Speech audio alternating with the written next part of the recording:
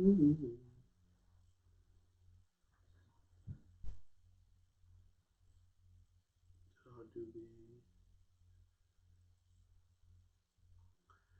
What's good? I think we are live. Let me see.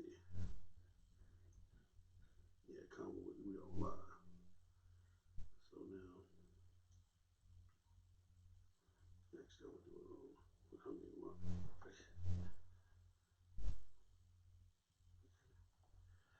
Yeah, we on live. So,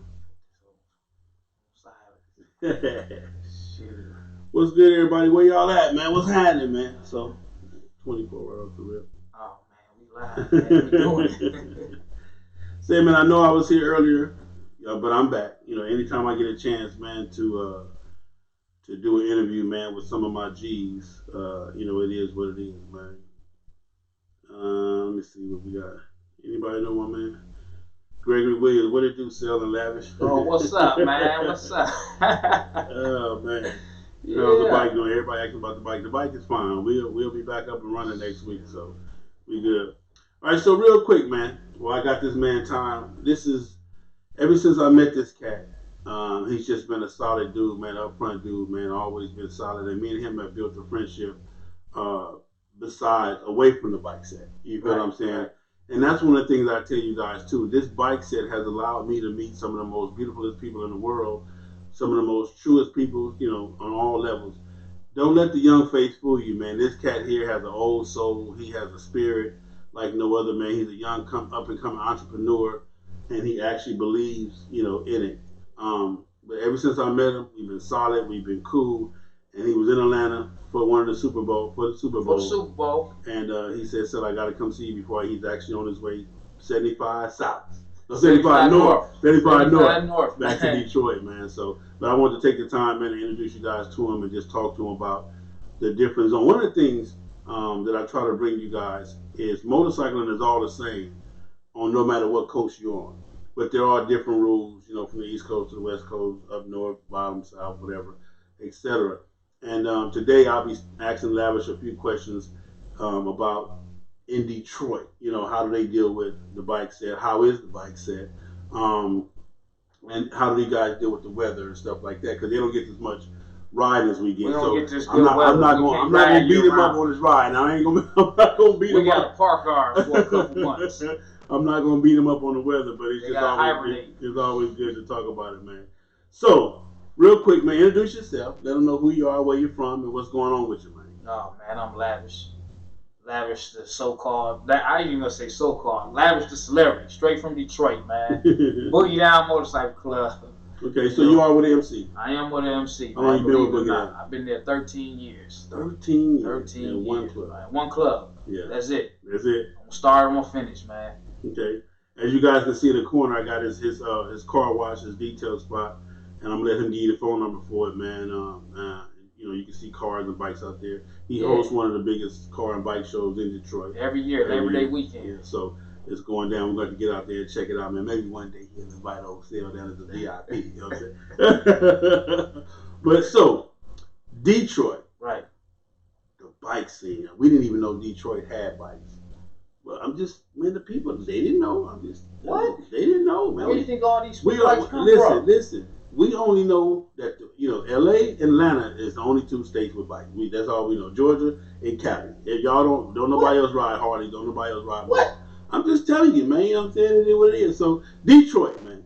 They ride. We got all the bikes. What you need? You just call us Skittles, man. Yeah. We got the different colors. We got the different size wheels. We got the race bikes. We got the sport bikes. Yeah. We got the cruising bikes, the highway bikes. I mean, whatever. Just pick one. Just pick one. So how powerful or how strong is the bike set in Detroit? It's strong. Yeah. It's strong. I mean, you got a lot of guys, man.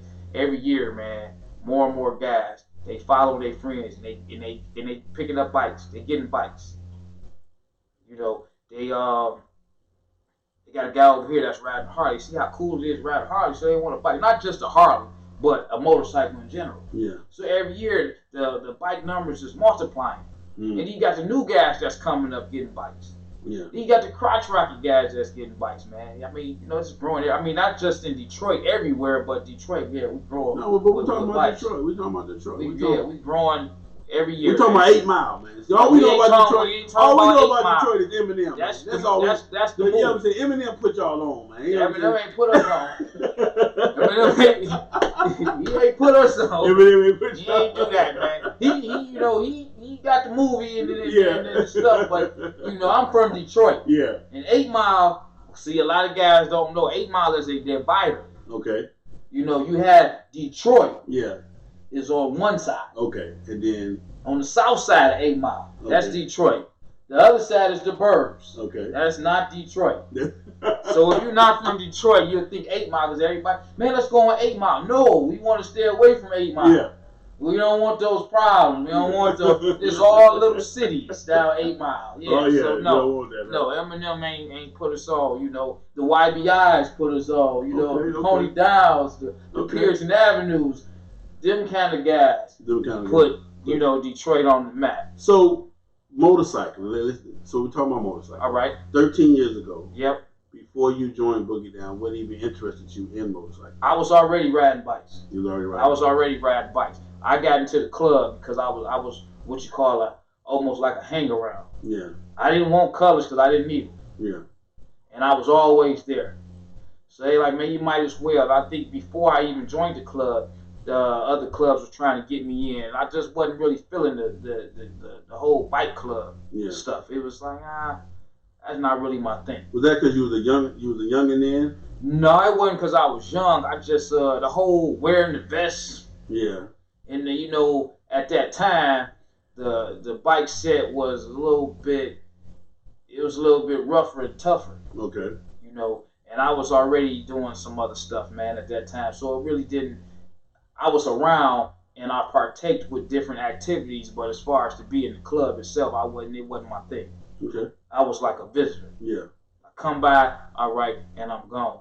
But the lifestyles of the motorcycle world has changed. Some for the good, some for the better. That's just my opinion. Yeah. So hung around and then decided, fuck it, Boogie Down. Yep. What made you choose Boogie Down? I was riding with him. Okay. A lot. Actually, to take you back, I was riding around with another club. Okay. Before, maybe 3-4 years before I joined Boogie Down. I was riding with another guy, and it wasn't a club, it was just a couple guys from a certain club. Okay. And I was riding real strong, real hard with them. Then I had stepped away from the bike set for a couple years. Mm-hmm. And when I came back, one of the guys was in Boogie Down, and I already had relationships with Boogie Down. Mm. So I was constantly around them. Every day I'm on the bike, we're meeting up. Okay. Still ain't never had no ambition of joining the club, but you're there every day, you're on the bike. Hey man, when you join the club? Nah, I'm gonna let y'all have that. Yeah. Then one day, man, after just sitting there, the guy said, man, you ready to get your colors? I said, yep, go ahead, give them to me. Just out the blue? Yeah, just out the blue, man. He gave it to me that same night. I didn't expect him to, but it was like, man, I had to put my foot in my mouth, man. Yeah. I got these colors. I ain't have a vest or nothing, man. I just had the colors. So how old is Boogie Down? Boogie Down almost 40 years old. 43 years old? Yeah, 43 years old. So you mentioned 44, going on 40. You mentioned you hung around 3-4 years on the bike set, then however long you hung with Boogie Down. Yeah. Were at that time, were the rules prevalent? Did the rules matter to you, or did the rules were there even rules there? Yeah, there was rules, man. One of the biggest rules I stand by, I think I'm gonna live to it to my death, man. When I joined my club, man, it was a lock-in law. Okay, what is that? And that was, once you join this club, you in it. Okay. Ain't no going to another club. Okay. And they lifted that, years later, because it's kind of like things change, the world changes, and if you like one of them, guys that's really not for this club. Okay. Instead of weakening our club, we just figured, man, we just let you go ahead and go on and be somebody else's problem. We don't need you. We don't want you. You want to go over there, go on and run. Yeah.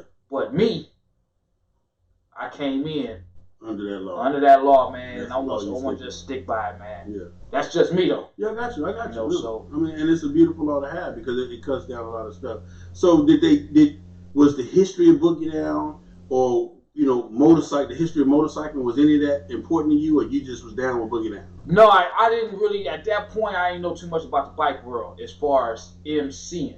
Mm-hmm. I was just riding, doing wheelies and stunts and having fun on the bike. Okay. Not really the bike set, but just being out chasing people, going to the strip, picking up chicks. It was just me being on the motorcycle, not the set. Yeah. I really didn't, when I joined the club, man, I was already riding one of the biggest, baddest clubs in the city. Okay. We outnumbered pretty much everybody. Okay. So the club was super hot. Mm-hmm. I'm not saying that because it's my club, but this is one of the reasons why I joined my club. Because Boogie Down was one of the hottest clubs out there. Okay.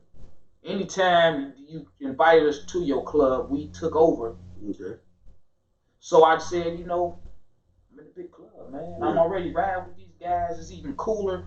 And when I got in the club as a probie, man, it was like, you ride with them? Yeah. You a Boogie Down? Everybody knew somebody that was in the club, man. Everybody, man. At that time. So did the love of the set, did learning the rules and the protocol and the old ways and the rule, did that ever become prevalent to you, or you just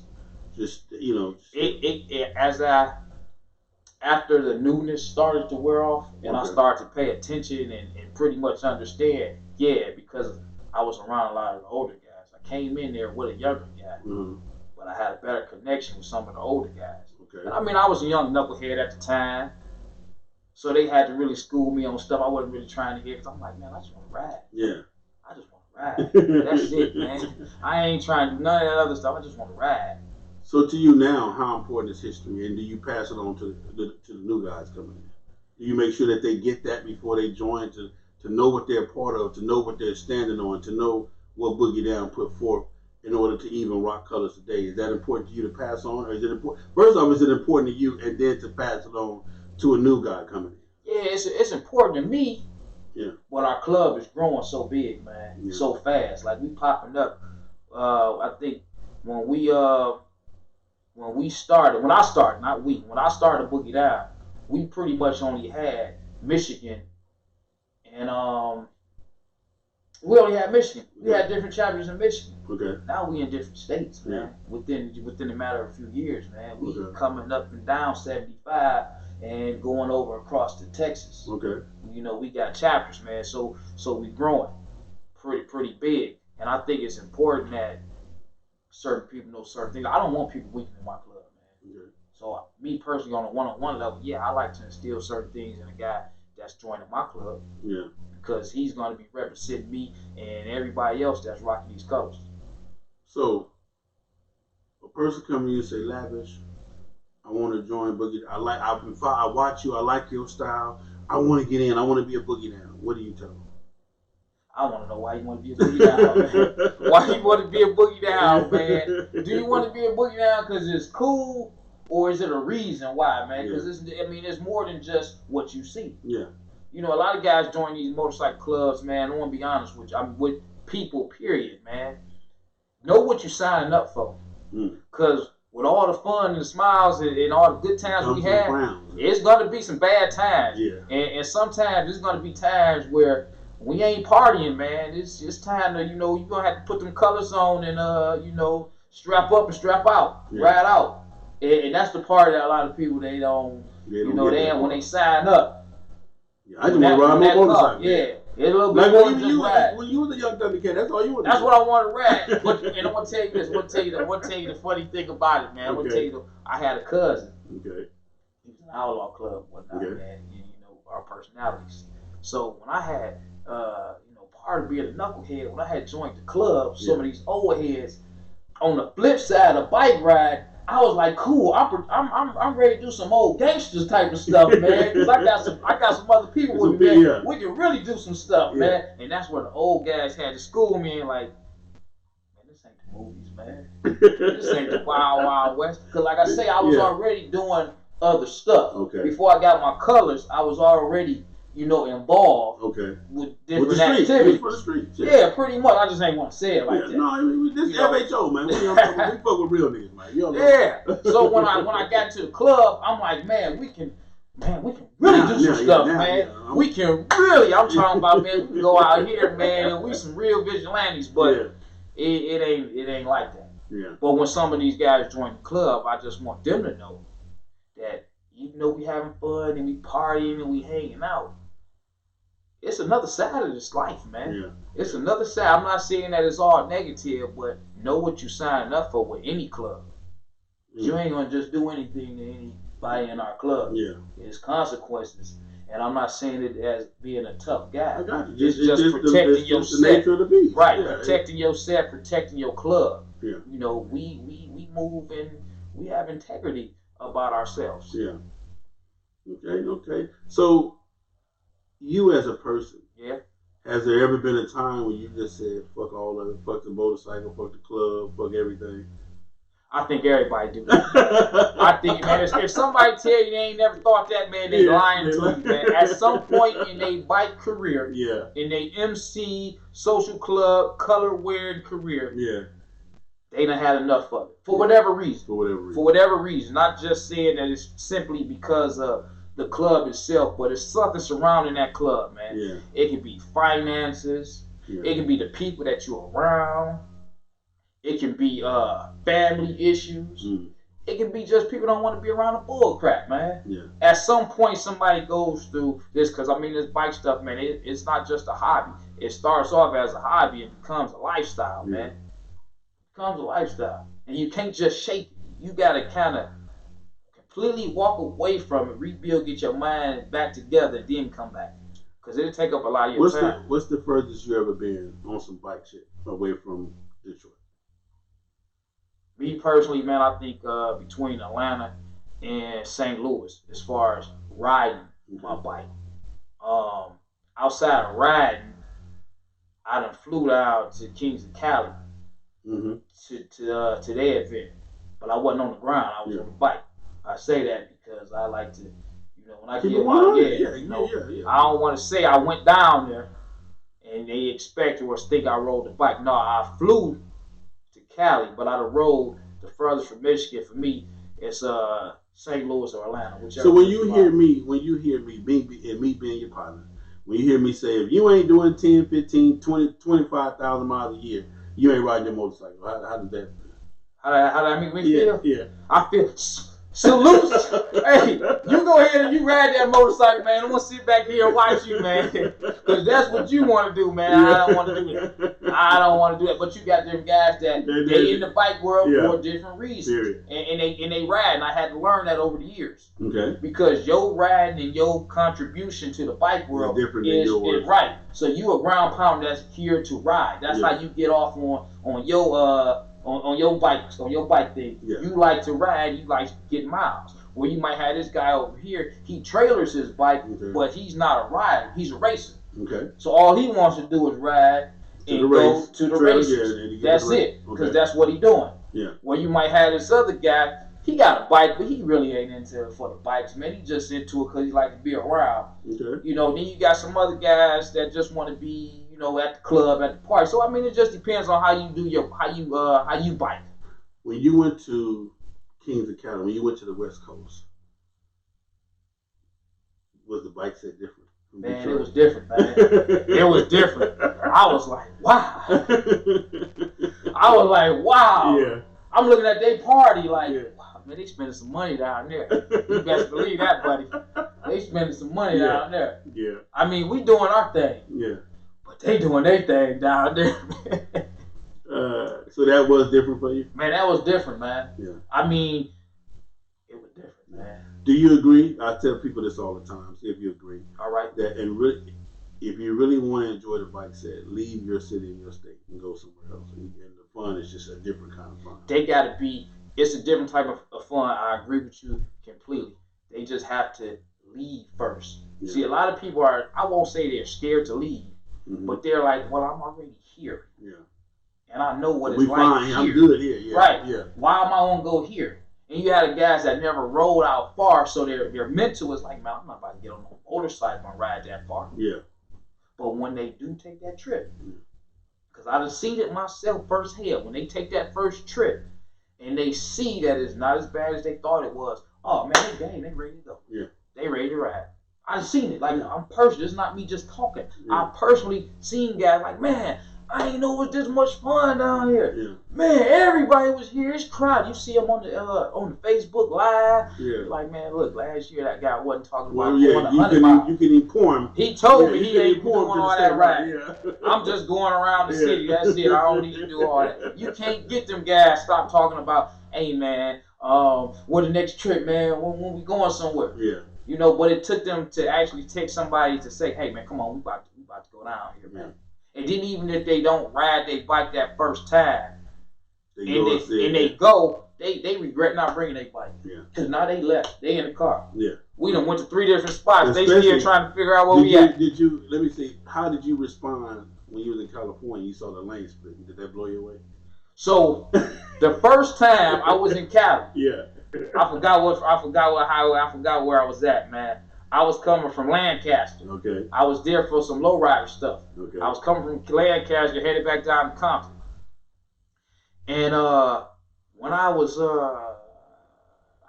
going through the desert, man, I'm riding. You can't lane split in Michigan, and a bike came right up the middle. Whoo, scared the shit out of me. Yeah. So I didn't know that you could split the lanes. I'm like, man, these guys up here, they ride reckless. Yeah. He just came right up. Yeah. Scared me, man. And then I think that, you know, a couple other bikes within that travel, because I think it's an hour and a half from Lancaster to Compton, somewhere like that, up under 2 hours. And I'm like, man, these guys down here, man, traffic was already messed up. I'm like, man, these guys down here, they reckless, they dangerous. Yeah. And when I had got down there and talked to one of my Compton Majestics, he told me, oh yeah, you can do that down here. I'm like, y'all can ride like that? Yeah, that's how you gotta ride, on a motorcycle. I'm like, yeah, so when he told me, he was like, no, they split the lanes because the way traffic is, you'll be sitting in traffic. You gotta worry about, not only that, to worry about a guy hitting you. Uh-huh. I'm like, well, they should do that everywhere, because that's every problem everywhere. Yeah, that tripped me out, man, when I was down there. It normally trip everybody out, man. They be like, hey, man, hey, say what they do. I'm like, hey. Because I took one of my, matter of fact, I took Heavy the first time I took Heavy. My boy Heavy D, shout out to my man Heavy D. You know, hey, we ain't doing that shit. I'm telling you right now, I said, don't be down here trying to show. I said, hey, we gotta do it. No, fuck that, we ain't doing that. We don't wait. So we set our ass in traffic, and the highway patrol pulled up on us and said, hey, either get down the goddamn line or get off the freeway. Man. So he was like, huh? Get your ass, you know, because you actually fucked traffic up sitting on a motorcycle and behind a car. I didn't know that first time, man. I was like, wow, man. Yeah. That was something. So seeing the difference in the West Coast, when you went back to Detroit, what kind of story did you have for the city there, for your city? Man, you know, I ain't really have a story for the city within my small circle of people that I was kicking it with, man. I'm like, man, we need to go down here, man. Yeah. We need to get down to Cali, man. They got some stuff going on. But it's like when you have those kind of conversations, you only can really have those conversations with certain types of people. Not singling anybody out, but they wouldn't understand. Period. They wouldn't understand. So it's kind of like you wasting your time talking to them. Because it's like, oh, okay. But when you got somebody that's willing and want to do that kind of stuff, then it's like, oh yeah, so now he helping push you, like, man, we need to get down there. When you say we going, let's really make this trip happen, man. You know, but I had to tell them what it was. They seen the videos. Yeah, they seen the videos. So coming back to Detroit, the bike set is there, is different from 13 years ago to now. How different is it? Everybody got Harleys, you know, because it transitioned. Okay. It transitioned from the crotch rockets. That was a large set, the crotch rockets, until about, because I started riding in 99. The crotch rockets was considered the bike. Mm-hmm. You had the guys on the Harleys, we wasn't on the Harley. Right, so we like, man, I ain't never ride a Harley. Yeah. If somebody tell you that they ain't never said they had never ride a Harley, they lying. Yeah. Most of them, they lying. Some of them started off on the Harley. Yeah. Back then, wasn't nobody thinking about no Harley. It was just, man, I got to get me a new Zook. Yeah. You know, I want to get this Ninja. And that was it. We was content. Oh, I'm always going to keep me a Rocket, blah, blah, blah. So the transition didn't start to slowly come around until about 06. Okay. Guys were starting to slowly get into the Harleys. I think about 2009, That's when you start popping up 2009, 2010, when you start really seeing them go into these Harleys with the hardcore customizing. It's not a fact. That's just from what I started paying attention. So now let's get into a little bit of your personal. So now, Lavish on the bike set. Now you got several different business ventures going on. You got your number one thing, Lavish Towing, Lavish Car Wash, and the whole nine yards. What made you say, hey man, just because what I'm saying is coming from the streets, and this is what I want a lot of my young cats to hear, some of my old cats. How scary was it for you to say that I can start my own business? It wasn't scary at all. For you, it wasn't. It wasn't scary at all. It was just one of those things. It just happened. It wasn't nothing more than a hustle. It wasn't more. It wasn't nothing more than, hey, this is what I gotta do. If a guy can do all types of mischievous things in the streets, if they do something positive as if they was doing something mischievous, then it's no same energy that you did trying to be the man. Right. Put that in. Put it in there, and it's a piece of cake, man. And with the bike world, sometimes it's beneficial, sometimes it's not, man. I guess depending on your business, man. Mine, I'm towing these guys' cars and their bikes. It's beneficial to me. Okay. I'm washing their cars. I'm washing their bikes. It's beneficial to me. I got the Lavish Bike Night on Wednesdays at my car wash. It's beneficial to me. So did you pick a business based on coming from the bike set, or that was just something that I was always into it. Okay. I was always in the car. I never really planned it. To be honest with you, I only planned to work behind the desk. Okay. That was my job before the towing. Okay. I was, business attire, keyboard, phone. Yeah. Decent money. I was great. Okay. The towing, things happened down the road, and I was forced to have to figure something out, man. And towing was what I figured out. Okay. Towing is what worked for me. And I ask you that because I tell people all the time, everything that we need from any form of professionalism is in the bike set. I agree with that. Yeah. Solely, man, from the bottom to the top, man. Yeah. From the bottom to the top. You just got to put yourself out there and get to know people and expose yourself, and you'll run into it. Detroit, give them the address to the Lavish spot. If y'all ever in Detroit, this goes for anybody, cars, bikes, family, friends. If you ever in Detroit, man, I'm on Livernois and Joy Road. That's 8843 Livernois. I'm the only building pretty much there. Lavish, biggest day right there. I'm doing 24. They see the building on it. They see it. Yeah, that's the building right there, man. That's not even that picture right there. That's just a weekend day. That's not even a bike night. That's just it's a great place to come with the cars and the bikes, man. I make the neighborhood. I bring the neighborhood back out, man. It was a dead neighborhood. I woke it back up. I'm doing 24-hour towing. That's the business right there. You can reach me at 313-463-0017. I'm on the internet. I'm on Facebook. You got to search Lavish. Lavish Towing. I'm on Instagram. You can follow me at Lavish Towing. All my social media names pretty much is Lavish Towing. Yeah. It's real quick, easy. You can do that right now. Lavish Towing on Instagram or Facebook. Yeah, that's where I'm at. So when you think of FHO, what do you think about? I can't be a part of it. I don't have a fast Harley, man. Man, you don't knock it. You know ain't about no fast Harley. I don't have a fast Harley. You know ain't about no fast Harley, man. I can't do that. Yeah. I know how much it costs. I just want to ride.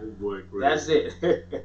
But no, man, when I think of the fast age, the FHO, man, the fast Harleys only, man, from where you done came from with just, throwing it out there as a name. Yeah. Putting it out there as a t-shirt. Brand, Then going to the internet radio. Yeah. It's a growing brand. It's a growing brand that you're a brand. You're going to have the guys that's going to be behind you and support you. You're going to have the people that's not going to be behind you or support you. But you can't worry about that. Yeah. You can't worry about that. It is what it is. You ain't worried about them. You got to worry about yourself. Yeah. But it's going to be a growing brand. Even the people that don't like you, they got to see it. Yeah. And when they see it, they know who you are. So I think that it's a something that's going to go. You got the calendar now, too? Yeah, we got a calendar. I'll get you one. Yeah, so I think it's a growing brand. Yeah. Where your passion is at. So when I think of FHO, I think that's sale. Yeah. Now he got a vest out. Now he got colors out. Yeah. So he has evolved from the first time that I met him. Yeah. With the FHO movement. Well, dude, it's definitely been a joy to be your partner and your pal. You know what I'm saying? And to watch you grow and to watch you develop. And see, what you guys don't know is me and this guy have weekly business conversations about just life in general and business and this and that and different things. And again, like I said, it's awesome friendship. And again, I thank you for stopping by on your way out. No problem. And, I had to come here. I ain't come here. If you could leave anybody with one thing watching this, what would it be? If I can leave you with one thing watching this, I want to say Carl Lavish Towing, man. That's what I want to tell you. I want to tell you, Carl Lavish Towing. You in Detroit, you in Michigan. I want to tell you, stop by Lavish Car Wash Detail Center. I want to tell you, follow Lavish. I want to tell you, listen, I want to tell you, watch out 2019, man. I got some new stuff in the works. I got my car show. It's September 1st. This is where Atlanta get kind of mad at, man. Because my September 1st, Labor Day weekend, it's Breed Week. In Atlanta, yeah. Me and Snowman was talking about that yesterday. Hey, I can't change the date, man. This is going on the 4th year, so it is what it is, you know, the guys that can't make it to Breed Week, they can always come see me, man, and vice versa. DJ Vegas, what up, my man? DJ Vegas watching us all the way from Compton, California. Doing his thing as well. Well, he down there in Compton, man. Sure, boy, tell my guy G I said what up though. He no gangster. Yeah. So it's always been a pleasure, man. As far as anybody that's thinking about getting into the motorcycle culture, what advice would you give? Know what you're getting into, man. Yeah. That's the best advice that me as an MC guy from a real motorcycle club, and when I say real motorcycle club, it's not that I'm knocking anybody, but we're a real MC club. It's not always about partying and having fun. Yeah. So I say, before you get into a motorcycle club, just know what you're getting into. Yeah. Because you got clubs, I've seen flop, I've seen overnight clubs, you've seen people, we will not be bullied. Yeah. And I have seen people, they will go out and get bullied, and their club won't do what they need to do to be respected. Okay. And when I say bully, I'm speaking on if you do something to one of us, and it's not always violence, because people think violence is the key for everything. Yeah. But what it is that you will be confronted, and you will be approached. Now, how it goes afterwards, who knows? But those are the things that you have to know what you're signing up for, because you never know which way it might go, and you always need to be prepared for it. This motorcycle world, to me, outside of having fun, it's no different than being in the streets, man. It's no different than being in the streets, man, because you got all kinds of different kind of people, man. You got working people that got stuff. You got low-class people that don't have much. So we all communicating and congregated together. It is no different than us being in the hood, congregated together with the working class and the lower class. It's just that we got the common bond of motorcycles. So know what you're getting into when you join this MC club stuff. Now, I mean, they got them other clubs that they have fun and they party and ha, and you know, you smack one of they members and it's just like, man, he got smacked and that was just it. You ain't doing no smacking. We ain't taking no smacking over here, man. We not doing that, FHO ain't taking no smacking. We not doing that, man. If a guy is smacked, if it take all 100 of my guys in my club to go in there to take care of it, at the end of the day, it's gonna be some understanding. They came through here, and we not about to do that no more. There's gonna be some understanding. There's gonna be some understanding. we hey, Boogie Down, they cool. Yeah. And they can throw a good party. Yeah. But we ain't gonna mess with them guys. Yeah. And if you in Detroit Monday night, Boogie Down, that's our party night, man. You guys have a clubhouse? We got a clubhouse, man. It's on Harper and Conner, 11829 Harper. Yeah, it is there, man. Is anybody welcome, or you have to everybody welcome. Just let them know I told you to come on down, man. Yeah, but come see you first. And then come see me first, because you don't want to go down there dirty. You want to stop on Liver Noise first, man. You want to see Lavish, man. Say, man, this is my man. I love you, brother, man. It's always a pleasure, man. And again, man, I just wanted to bring you guys that, man, and to hear his story from when he first got in as a young little knucklehead to where he is now, and how important the rules have changed him and made him an individual, from who he is now to putting forth. How much more time do you think you got in Boogie Down for you to ask for retirement? I'm already retired, man. You already retired? I'm already retired. It took yours and got on out the way? Yeah, man.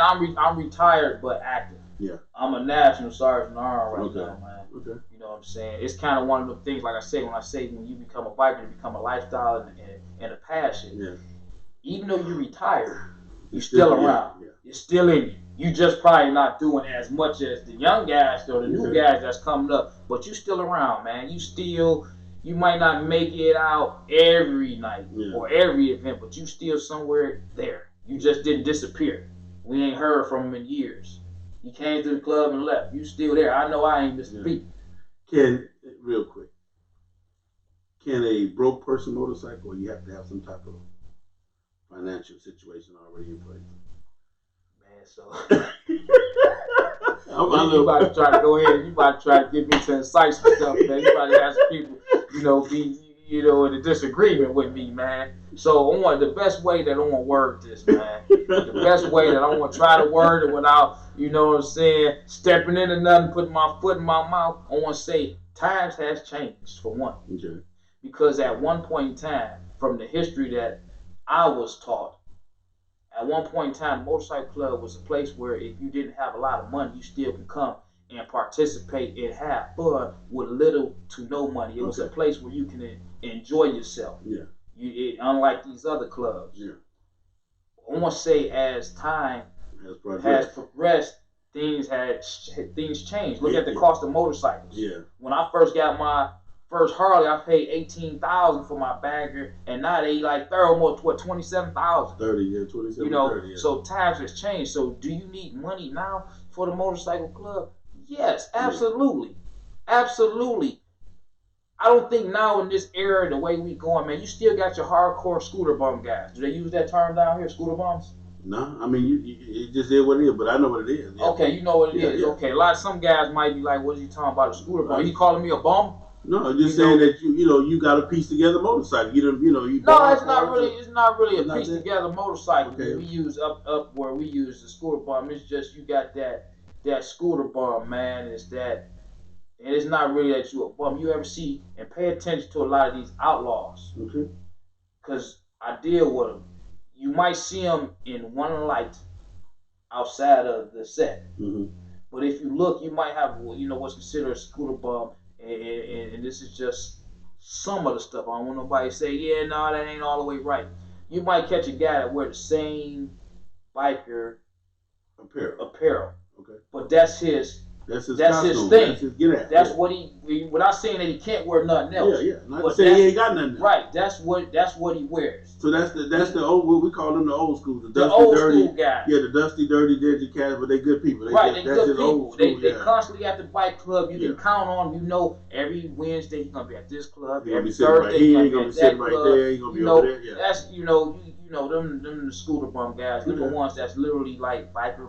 This is my life. Really, you know what I'm saying. This is it. I feel like them guys are gonna be kind of in their own box, but they in their own respected box. Yeah. I feel like the guys that's up and coming in the last 10, 15 years, money plays a good part because a lot of guys are doing different motorcycle activities. The lifestyle has changed. Look at the trips we having, man. Yeah. I mean, you take the guys you take the Kings of Cali, you take the Next Levels, you take the Rare Breeds, you take the Kings of the South. Mm-hmm. You see the way that they're doing motorcycle stuff is not as traditional as it once was back in the 70s. We need bologna sandwiches and all that on the road. Yeah. Right. More people they're comfortable with this stuff. And the parties have evolved and changed. Yeah. So it's not really like you used to have that thing where your parents would tell you, don't you mess with that motorcycle club. Yeah. Don't you go over there with them guys because they're bad people. Don't know nothing about them. But the stereotype, the image of what's this? Don't go over there. It's bad. They're bad people. And now when you have people out here now, when I say it costs money, man, you have these guys that's bikers now. They don't want that image anymore because they're like, man, I don't live that life. Yeah. That ain't my lifestyle. Yeah. You know what I'm saying? I make $70,000, $80,000, $100,000. I don't need to be doing that. We need to go have a good time over here. Yeah. So now with the bikes costing more, the fun is costing more. To go out of town is costing more. Because you have people that's like, no, I'm not going to a Motel 6. Yeah. I want to go where I'm comfortable. Yeah, I got you.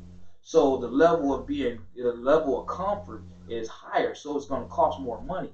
And a lot of guys, in my opinion, because these are just my opinion, a lot of guys haven't made that crossover yet. Okay. It's coming, but they haven't made it. Some of them still like, man, I'm not doing that. You still got some guys like you have in Detroit. We got the Kings of Harley, when they have an event, you dressing up, man. Yeah. Pedro and them, you dressing up, man. Yeah. Shout out to my man Pedro. You know what I'm saying? Yeah. You ain't coming. And I had to, the first time I had went when it was the Harley Boys. Yeah. I'm like, you talking about no colors. Yeah. I can't wear them all black. Yeah. And they like, you gotta wear tux and all that kind of stuff, man. I'm like, man, to a bike event? Yeah. I'm not doing that. But, that was something that they opening up the door and they changed the game up, man. Yeah. So you got different levels of this biker stuff, man. Yeah. So it's gonna cost you money. Yeah. It's gonna cost you. You got these guys that this is how they party. And you understand that, but then you got these guys over here. Yeah. This how they party. So you go from motorcycle clubs. They was charging 50 cents, $2, $1 to get in, $2 or whatever. Yeah. To now you going to $20, $25 tickets. But the entertainment, the fun, what you getting, it's a lot more. It's greater. So of course it's gonna you definitely gonna need money to have a good time within the motorcycle set, especially depending on what clubs and who you're dealing with. Okay, before I let you go, I got 5 questions I'm going to ask all my interviewers this year. You answer them as precise as possible. Okay? Would you rather ride hot or cold?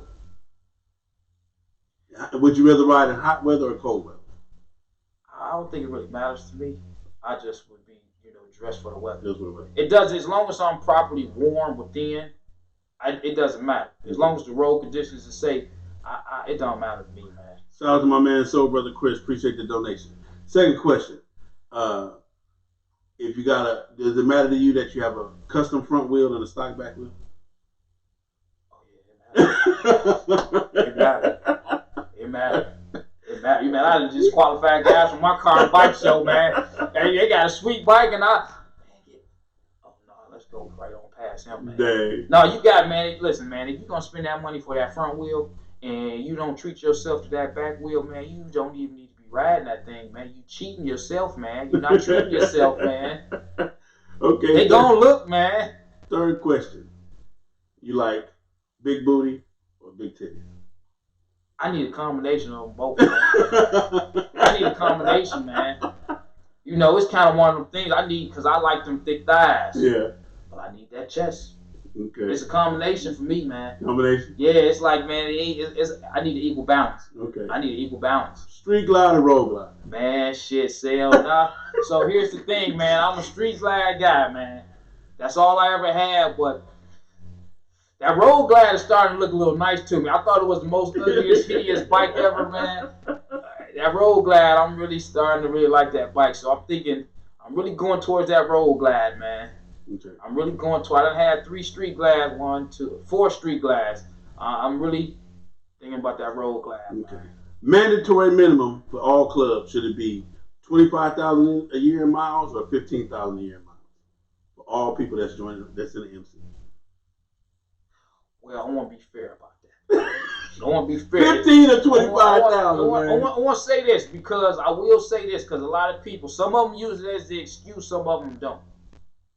I want to say 15 is good. 15. Because you got people that's not even doing 1,500 miles, man. Okay. I done seen it myself when I look at their old We talking about being an MC now. We ain't talking about just. I know, yeah, okay. but I don't want to speak on it. I done seen something, man. They did the bare minimum by showing up on the bike. Yeah. And that was it as well. But I say that, man, because you got a lot of guys, man, with their work schedule.